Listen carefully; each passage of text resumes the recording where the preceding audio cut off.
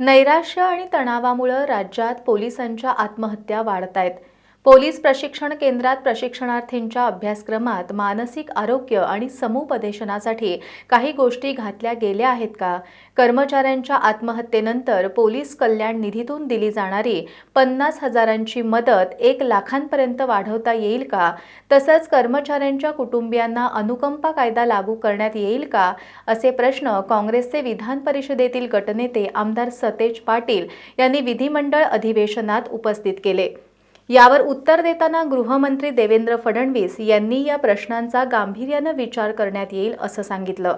सभापती महोदय, मी स्पेसिफिकच विचारणार आहे कारण की कायदा व सुव्यवस्थेवर चर्चा करताना विस्ताराने बोलतात। माझा स्पेसिफिक प्रश्न आहे, सन्माननीय गृहमंत्री महोदय या ठिकाणी आहेत। मेंटल हेल्थ ॲक्ट आपल्या देशामध्ये 2017 लागू केला। मागच्या वेळी जी चर्चा झाली होती पोलीस ट्रेनिंग सेंटरमध्ये या मेंटल वेलनेसवरती आपल्याला सिलेबसमध्ये काही गोष्टी कराव्यात अशी पूर्वी चर्चा झाली होती। माझी माहिती नाही की ते आता सिलेबसमध्ये आपण घातलं आहे का, तो एक स्पेसिफिक प्रश्न आहे।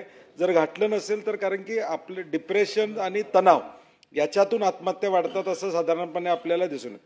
ट्रेनिंगमध्ये आपल्याला त्याला समुपदेशन कसं करता येईल हा एक विचार करावा अशी माझी विनंती आहे। दुसरं, आपण वेलफेअरमधून 50,000 रुपये ताबडतोब देतो, ते 1 लाखापर्यंत त्याला देता येतील का? आणि सुसाईडमध्ये अनुकंपाचा कायदा आपल्याला लावता येईल का त्याचा विचार आपण करावा। आणि एक्स ग्रेशिया आपण जो देतो तो सुसाईडमध्ये वाढवून आपल्याला किंवा जो नॉर्मल देतो तो यांना या ठिकाणी इम्प्लिमेंट करता येईल का? स्पेसिफिक माझे प्रश्न।